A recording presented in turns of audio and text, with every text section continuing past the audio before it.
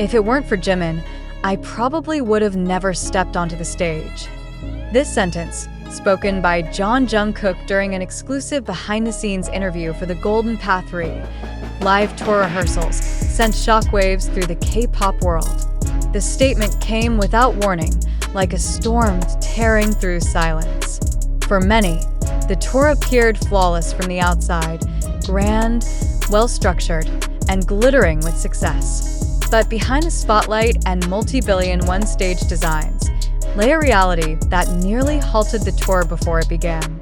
And at the center of it all, Park Jimin, the public, long familiar with Jungkook as the resilient magne with near-flawless performances, now witnessed his most human side. Amid the pressure and chaos of tour preparations never reported by media, the star had nearly given up.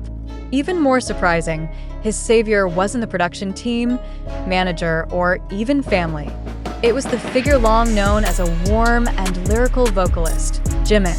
Questions began to surface. What really happened during the preparation process of Jungkook's world tour? How did Jimin, then recovering vocally after an intensive solo project, suddenly emerge as the key to keeping the tour alive? And why is this only coming to light now?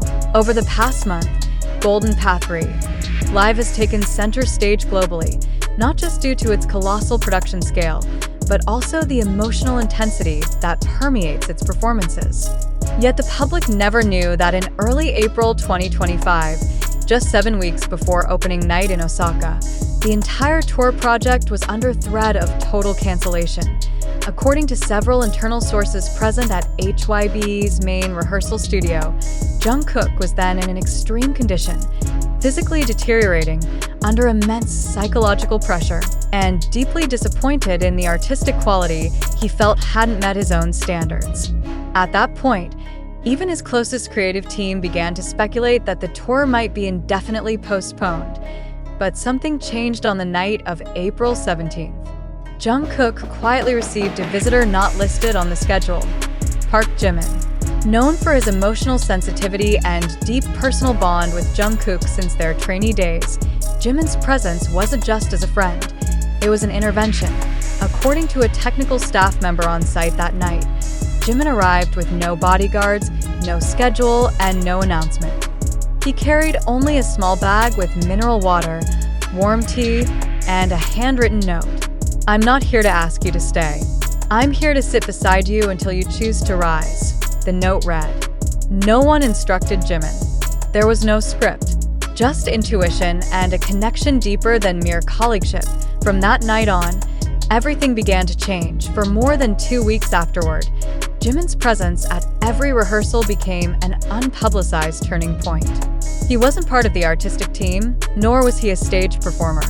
But he arrived every morning before rehearsals began and only left after everyone had gone.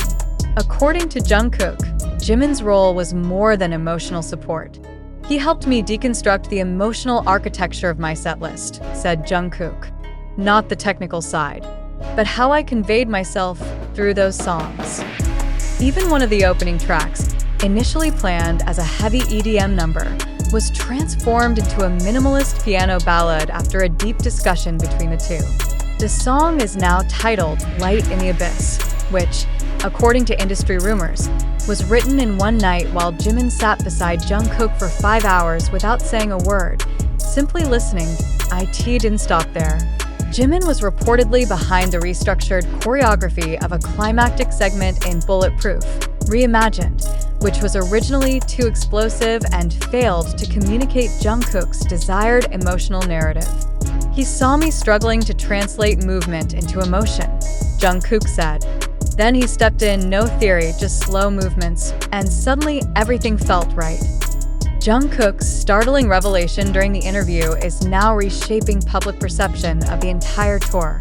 No longer merely a solo artistic project from the biggest star of this generation, it is now seen as a silent testimony to the power of emotional support from someone who knows when and how to show up without imposing. What makes this confession so impactful is not just that Jimin's involvement was never announced, but that in the highly structured, controlled world of K-pop, such a moment of rescue happened quietly, without cameras, without PR strategies, and without claims of credit.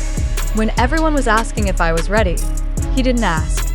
He just sat beside me, Jungkook said, pausing multiple times in the interview as emotions overcame him. Everyone gave advice. He gave presents.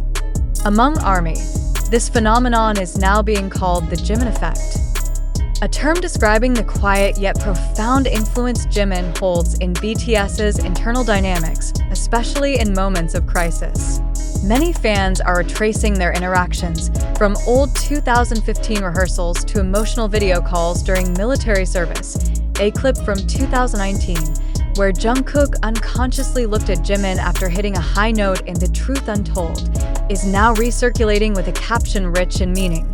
He's always been the way home. Currently, Golden Path Live has set a record as the fastest solo tour to sell out in 17 countries within 48 hours. Yet behind all the logistical and commercial achievements lies an unseen narrative now finally acknowledged publicly, that this success was built on an emotional foundation, fragile but real, and that its savior is someone who never asked for recognition. When asked whether Jimin will appear on stage during the tour, Jungkook simply said, "Probably not. He's already done the biggest part, without ever stepping on stage."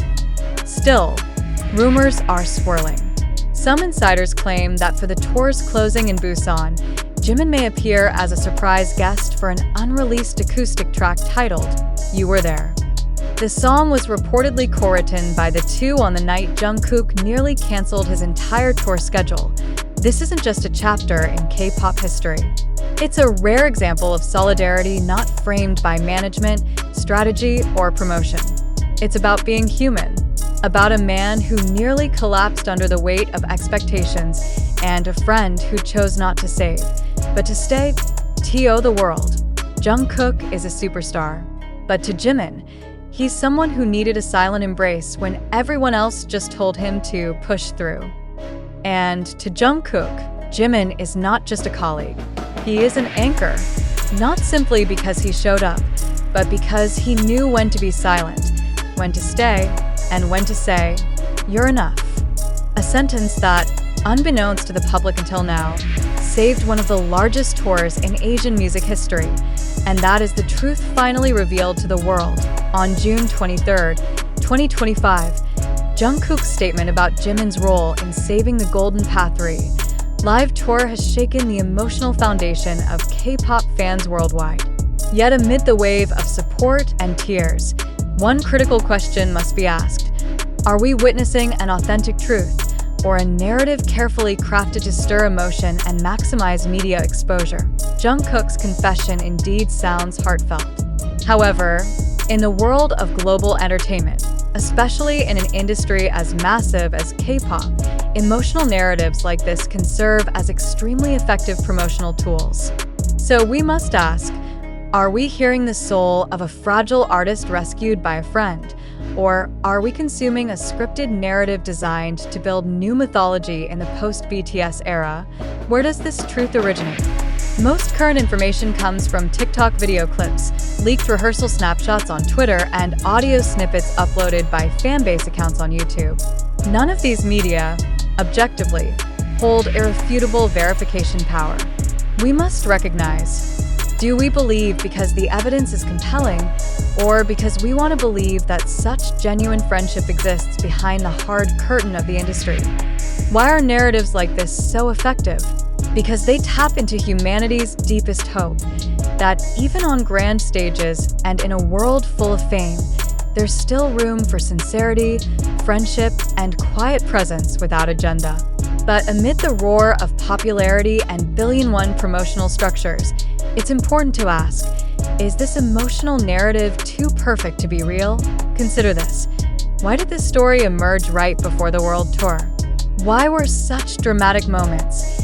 Jimin appearing unannounced at rehearsals, helping restructure the setlist, staying beside Jungkook every day during a mental crisis, only revealed now. Isn't the timing too strategic? If this were truly an intimate, personal reality, why has it become part of a globally coordinated, viral media campaign? Of course, no one can deny that the bond between Jungkook and Jimin has been built over more than a decade, and their connection is visible in many public moments. But this doesn't mean every narrative tied to their dynamic is automatically true. With so much content circulating, have we distinguished between authentic moments and dramatic constructs designed to emotionally move the audience? Let's also examine the aftermath. The hashtag #JiminSaveTheTour trended at the top of Twitter within 24 hours. Fan edit videos flooded TikTok with hundreds of millions of views. Major media accounts even began framing the narrative as the central emotional storyline in the tour's promotion. This raises a critical question. Are we being presented with an inspiring story, or are we being psychologically steered to buy, watch, and react emotionally?